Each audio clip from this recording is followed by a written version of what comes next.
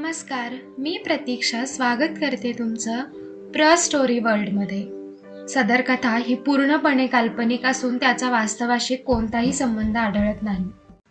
आपण ऐकत आहात अपरिहार्य. समर रागात बाहेर निघून आला होता. तो लिफ्टने खाली आला. एकतर आधीच दर्पणने त्याचं न ऐकून त्याला राग आणून दिला होता आणि त्यात भर ती आता तामस सोबत बाहेर गेली होती. काय गरज होती एवढ्या थंडीची बाहेर जायची?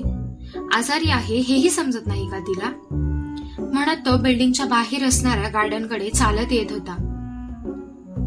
अरे बापरे, कोणाला तरी फारच राग आलेला दिसतोय. मागून दर्पणचा आवाज आला. ती पार्किंगच्या गेटला टेकून उभी होती हे समरने पाहिलं. त्याने वळून तिला पाहिलं. आजूबाजूला पाहिलं तर तामस त्याला तिथे दिसलाच नाही.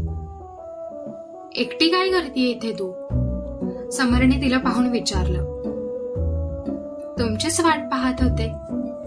दर्पण त्याच्याकडे चालत येत म्हणाली. आणि मी येईलच हे कसं माहिती होतं तुला? समरने पॅन्टच्या खिशात हात टाकत विचारलं. खात्री होती मला. दर्पण ओठांवर हसू आणत म्हणाली. अच्छा, चला मग परत वर. हे असं बाहेर फिरणं बरं नाही दिसत. समर तिच्या शॉर्ट्स कडे इशारा करत म्हणाला. असं, तुमच्या अक्षाने तर ह्यापेक्षा पण छोटे कपडे घातले होते. हाताची घडी करत तिने विचारलं. माझ्या अक्षाने? समरने भुवई वर करून विचारलं. हो मग, ती थोडी माझी आहे. दर्पण हसून म्हणाली. दर्पण, तुम्हाला उचकावून देत आहेस. नंतर फक्त पश्चाताप करू नकोस म्हणजे मिळवलं. तिच्या नजरेला नजरा देत समर म्हणाला. बर, म्हणत हसत ती लिफ्टकडे वळाली. समरने तिला गेलेलं पाहून वैतागून डोळे बंद केले आणि तिच्या मागे चालू लागला. दर्पण लिफ्टमध्ये आली आणि मागोमाग तोही आला. काय एवढे रागात आहात मिस्टर समर? दर्पणने त्याला पाहून विचारलं. समरने एक नजर तिला पाहिलं आणि मान वळून पटकन त्याने ओठांचा एक कोपरा वर केला. क्षणात दर्पण लिफ्टच्या कोपऱ्याला होती आणि समर एकदम तिच्या जवळ. काय झालं ते तिलाही कळायला वेळ लागला होता. नको दर्पण, सहन नाही होणार तुला. समर तिच्या जवळ येत म्हणाला. दर्पण आश्चर्याने त्याच्या डोळ्यात पाहत होती जेव्हा लिफ्टचा दरवाजा उघडला गेला. समरने बाहेर पाहिलं तर अक्षा आणि मौर्य आश्चर्याने त्यांना पाहत होते. समरने त्यांना पाहून दर्पणला पाहिलं आणि तो बाहेर पडला. आत घेऊन या तिला, समर म्हणाला. ह्याचं डोकं फिरलं आहे का? आधी बाहेर गेली म्हणून ओरडत होता आणि आता आत आणा म्हणतोय. मौर्य त्याला जाताना पाहून प्रश्नार्थक नजरेने म्हणाला. दर्पण, चल, अक्षा आत येऊन म्हणाली. दर्पण तिच्या सोबत बाहेर आली. ते घे परत घरात आले. समर सोफ्यावर बसलेला होता. तो मोबाईल मध्ये पाहत होता जेव्हा हे सगळे आत आले. अक्षा, ज्यासाठी बोलावलं होतं ते काम झालं? समरने विचारलं. नाही, माझ्या कुठल्याच शक्ती त्याच्यावर काम करत नाहीये. अक्षा समरला पाहून म्हणाली. म्हणजे माझा संशय खरा होता तर? समर गंभीर होऊन म्हणाला. कसला संशय आणि कोणाबद्दल बोलताय तुम्ही? दर्पणने सोफ्यावर बसत विचारलं. तामस बद्दल. मौर्य म्हणाला. तामस? आपला तामस? दर्पणने आश्चर्याने विचारलं. आपलाच तामस, दातकडे खात समर म्हणाला. त्याला पाहून दर्पणने तोंड वाकडं केलं. तिघेही कसला तरी गहन विचार करत होते. अक्षा, हेरांना रिपोर्ट कर ह्याबद्दल. समर जागेवरून उठत म्हणाला. हो, अक्षा म्हणाली. समर आत निघून गेला. दर्पण मौर्याला पाहत होती जो काहीतरी विचार करत होता. अक्षा हेरांना कॉल करायला बाजूला गेली होती. समर पाण्याचा ग्लास हातात घेऊन दर्पण जवळ आला. तिच्या हातावर गोळ्या ठेवत तो तिच्या शेजारी बसला. दर्पणने दात दाखवून हसत त्याला पाहिलं. समरने सरळ सरळ तिच्याकडे दुर्लक्ष केलं आणि मौर्यला पाहिलं. मौर्य, कसला विचार करतोय? समरने विचारलं. हेच की जर जुन्या अँकरची वेळ संपली आहे तर फक्त क्षिपा कशी बाहेर आली? बाकी राक्षस कसे नाही आले? मौर्य गहन विचारत म्हणाला. क्षिपा नाही आलेली बाहेर, अक्षा त्यांच्या जवळ येत म्हणाली. क्षिपा बाहेर नाही आली म्हणजे? समरने गोंधळून विचारलं. जेवढं हेरांना दिसतंय त्यावरून त्यांना ही खात्री नक्की आहे की क्षिपा बाहेर आलेली नाहीये, पण ती बाहेर यायचे खूप चान्सेस आहेत. तिला कोणाची तरी मदत आहे हेही नक्की. अक्षा मौर्य शेजारी बसत म्हणाली. ती मदत तामस असायचे खूप जास्त चान्सेस आहेत. समर पण विचार करून म्हणाला. मी अँकर आहे ना, मग मलाही सांगा काय सुरू आहे ते. ही क्षिपा कोण आहे? सिमेवनचा भाग आहे का ती? दर्पणने मध्येच विचारलं. नाही, क्षिपा एक राक्षसी नाही जिला साधारण 100 वर्षापूर्वी हेरांनी मारून दुसऱ्या जगात, म्हणजे जिथे राक्षस असतात तिथे पाठवलं होतं, कारण तिला मृत्यू नाहीये. समर दर्पणला पाहून म्हणाला. जर ती तिथून बाहेर आली तर काय होईल? दर्पणने समरला पाहून विचारलं. जगाचा विनाश. महाभयंकर बाई आहे ती. समर विचार करत म्हणाला. का बरं? तुझ्या प्रश्नांचा आजचा कोठा पूर्ण झाला आहे. ह्यापुढे एकही प्रश्न नाही. उद्यापासून सिमेवन बद्दल सगळी माहिती सांगेल. त्यात तुला कळेल की कधी, काय आणि कसं झालं ते. तोपर्यंत एकही प्रश्न नाही. समर तिला पाहून कडक शब्दात म्हणाला. आणि मी जर प्रश्न विचारलाच तर? दर्पण समरला चिडवून देत म्हणाली. दर्पण, तू जर माझा संयम पाहत असशील ना, तर तुला त्याचे परिणाम भोगावे लागतील. लिफ्टमध्ये दिलेला फक्त डेमो होता. समर जबरदस्ती हसू चेहऱ्यावर आणत म्हणाला. दर्पणच्या चेहऱ्यावर असलेले भाव बदलले आणि हाताची घडी करून ती शांतपणे बसून राहिली. जोपर्यंत ह्यांचं सगळं बोलणं होत नाही ती शांतपणे ऐकत बसली होती. ऐकता ऐकता तिला कधी झोप लागली ते तिलाही कळाले नाही. गोळ्यांचा परिणाम, दुसरं काय. अक्षा, ह्याची काळजी घे की दर्पण सगळ्यात जास्त सुरक्षित राहायला हवी. नवीन लोकांना ट्रेन करायला घे, कारण क्षिपा ह्यावेळी बाहेर पडणार हे नक्की दिसतंय. समर गंभीरपणे म्हणाला. हो, पण सॅम, क्षिपाला मृत्यू नाहीये, मग तिला परत त्या जगात कसं पाठवणार? कारण आपल्याकडे कोणाकडेच ती शक्ती नाहीये जी क्षिपाला मृत्यू किंवा तिला त्या जगात परत पाठवू शकेल. अक्षाने गंभीर होत विचारलं. एक व्यक्ती आहे जिच्याकडे क्षिपा विरोधात सगळ्या शक्ती आहेत, कदाचित तिला मृत्यू देण्याची पण. समर दर्पणला झोपलेलं पाहून म्हणाला. म्हणजे दर्पण? मौर्यने आश्चर्याने विचारलं. समरने फक्त मान डोलावली.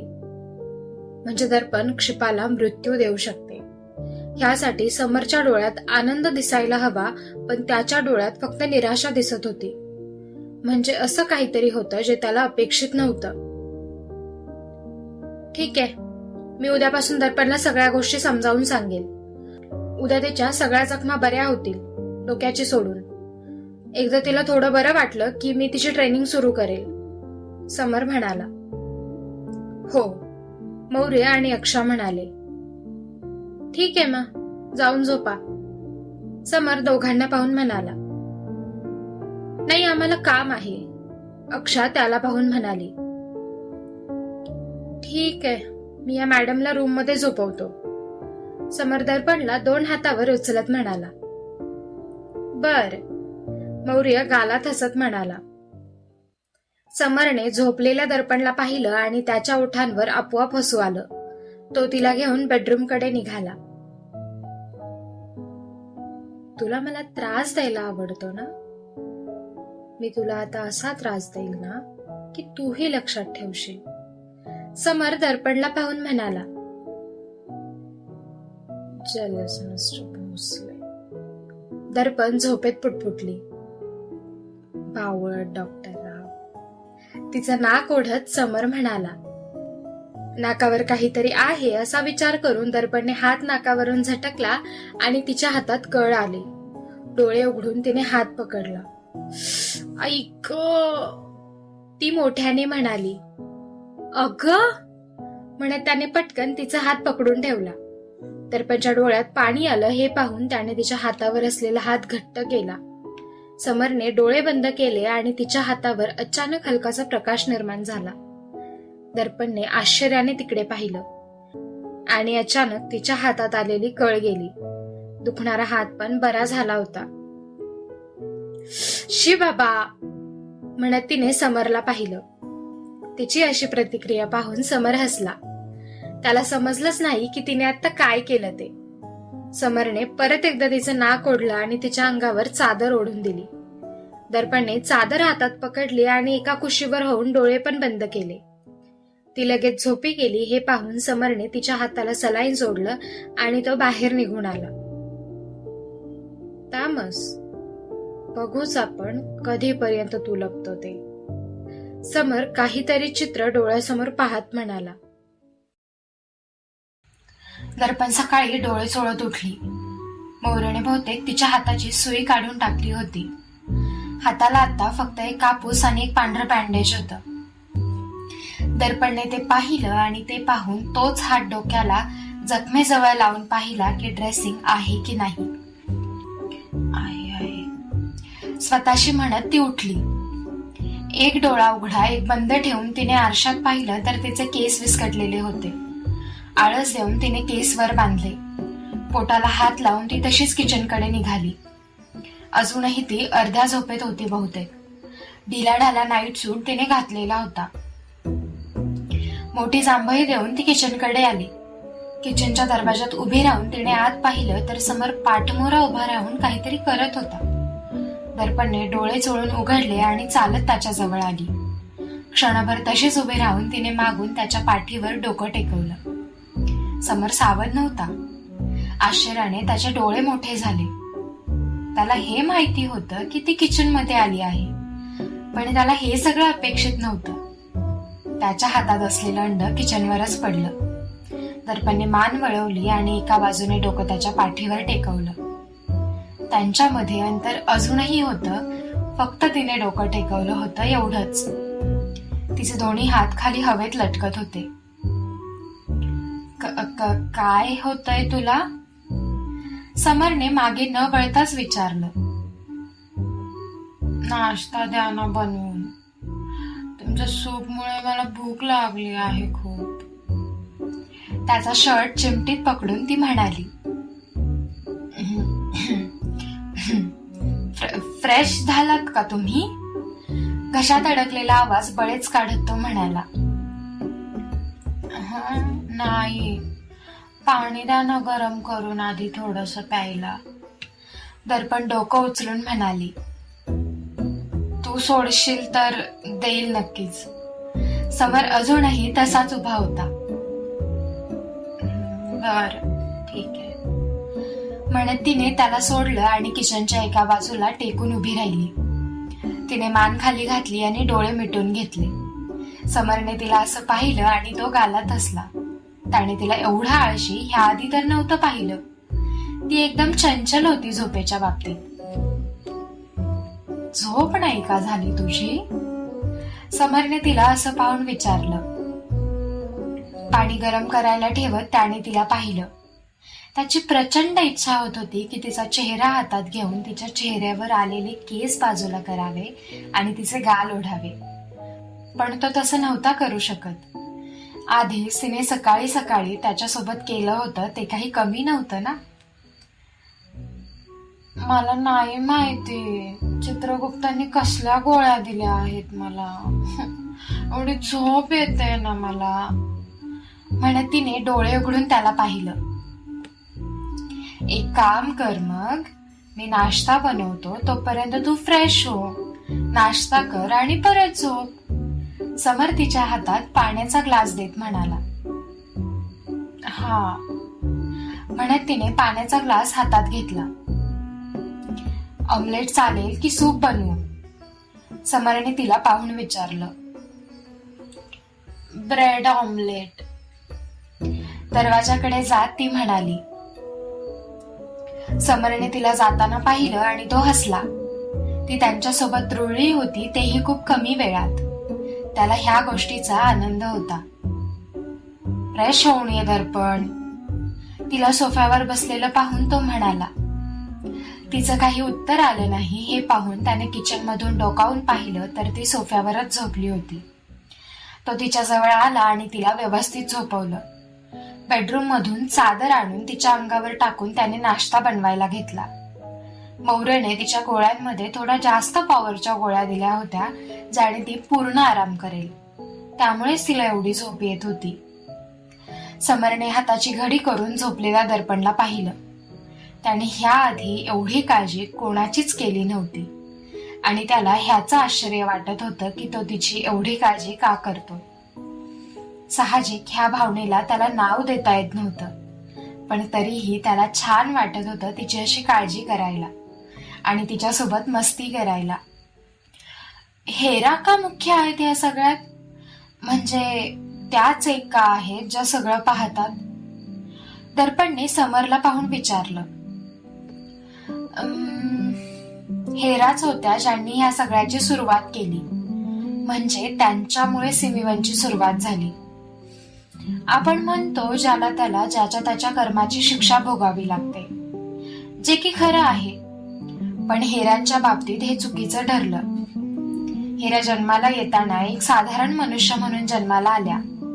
त्यांनी सगळं आयुष्य एक साधारण व्यक्ती म्हणूनच काढलं, पण मृत्यू येण्यापूर्वी त्यांच्यासोबत असं काही घडलं ज्याने त्यांना मृत्यू येऊच दिला नाही आणि त्यांना हे असं आयुष्य मिळालं. समर दर्पणला पाहून म्हणाला.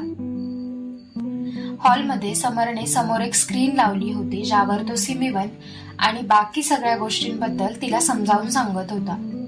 दर्पण सोफ्याला पाठ टेकून खाली रगवर बसली होती. पुढे असणारे जुने फोटोज ती पाहत होती, ज्यात हेरा आणि बाकी सगळे पण होते. तिच्याच बाजूला काही अंतरावर समर बसलेला होता, जो तिची प्रत्येक एक हालचाल पाहत होता. ती खूप उत्सुकतेने सगळे फोटोज पाहत होती. काय झालं होतं असं? दर्पणने पाय पोटाशी दुमडत उत्सुकतेने विचारलं. हेरांचं लग्न झालं होतं, पण त्यांचा पती त्यांना सोडून दुसऱ्या कोणत्या तरी स्त्री सोबत राहायचा. हेरांना ही गोष्ट कळून पण त्या शांत होत्या. पण एक दिवस त्यांच्या गावामध्ये अशी अफवा आली की रक्तपिचाश, म्हणजे ज्याला आपण साधारणपणे वॅम्पायर म्हणतो, तो गावात आला आहे. हेरांना मुलबाळ नव्हतं, कारण त्यांच्या नवऱ्याने कधी मुलबाळ होऊच दिलं नाही. झालं असं की जेव्हा हेरांच्या कानी ही बातमी आली, तेव्हा त्यांना पहिला संशय त्यांच्या नवऱ्यावर आला, कारण कधी कधी त्याचं वागणं अमानवीय असायचं. तो मारहाण करायचा कित्येक तरी वेळा. झोपेचं औषध देऊन त्याने हेरांवर अत्याचार पण केला होता. समर बोलताना दर्पणकडे पाहून शांत झाला. दर्पण तिच्याच विचारात रमली होती जेव्हा समरचं बोलणं ऐकत होती. समर हळूच तिच्या जवळ सरकला आणि तिच्यापाशी मांडी घालून बसला.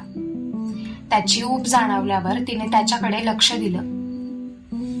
हेरा खूप जास्त स्ट्रॉंग होत्या. त्या प्रत्येक वेळी त्याच्याशी लढल्या. शेवटी जेव्हा त्यांनी त्यांच्या हातावर जखमा पाहिल्या, तेव्हा त्यांना समजलं की तोच तो आहे ज्याच्याबद्दल एवढ्या अफवा पसरत आहेत. हेरांचा राग सुरुवातीपासूनच वाईट आहे. रागात त्यांनी त्या रक्तपिशाच्याच्या शरीराचे 2 भाग केले होते. पहिलं मोठं पाप त्यांच्यासाठी वरदान ठरलं होतं. रक्तपिशाच्याला मृत्यू नव्हता, पण हेरांनी ते शक्य केलं होतं. त्यामुळे त्यांनी तेव्हा ठरवलं की सगळ्या राक्षसांचा वध तर त्याच करणार. ज्यूस, जे ग्रीक देवता होते, त्यांनी प्रसन्न होऊन त्यांना आशीर्वाद दिला आणि खास शक्ती दिल्या आणि त्यांना हे काम सुरू ठेवायला सांगितलं, कारण तेव्हा राक्षसांचं राज्य वाढायला सुरुवात झाली होती. समर तिला पाहून म्हणाला. एवढ्या स्ट्रॉंग होत्या हेरा? आश्चर्याने दर्पणने विचारलं. हो तर, अगदी तुझ्यासारख्या. समर तिच्या नाकावर टिचके मारत म्हणाला. दर्पणच्या ओठांवर हसू आलं. तिने आनंदाने त्याला पाहिलं. बस, आणखी काही नको होतं तिला, असं तिच्या चेहऱ्याकडे पाहून वाटत होतं. अशी झाली तर सिमीवनची सुरुवात. दर्पणने मान डोलवत विचारलं. हो, समर मान डोलवत म्हणाला. किती वर्ष झाली सिमीवनला सुरू होऊन?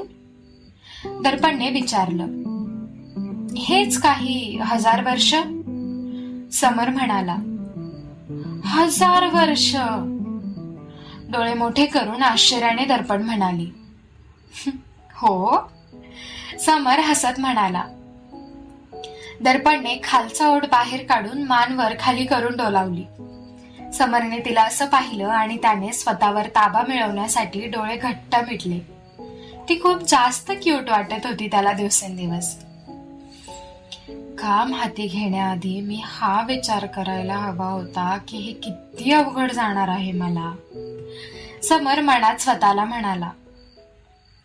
मग हे अँकर, दुसरं जग हे कसं काय तयार झालं आणि क्षिपाचा जन्म कसा झाला? दर्पणने कपाळावर आठ्या पाडून विचारलं. अँकर ही संकल्पना सिमीवन सुरू होण्याआधीपासूनच होती. माहिती नाही, पण बहुतेक हे आधीपासूनच आहे. आकाश पाताळ जसं आपण म्हणतो. पाताळात राक्षस राहतात वगैरे हे तर तू ऐकलंच असशील ना. ह्यात पण तसंच आहे.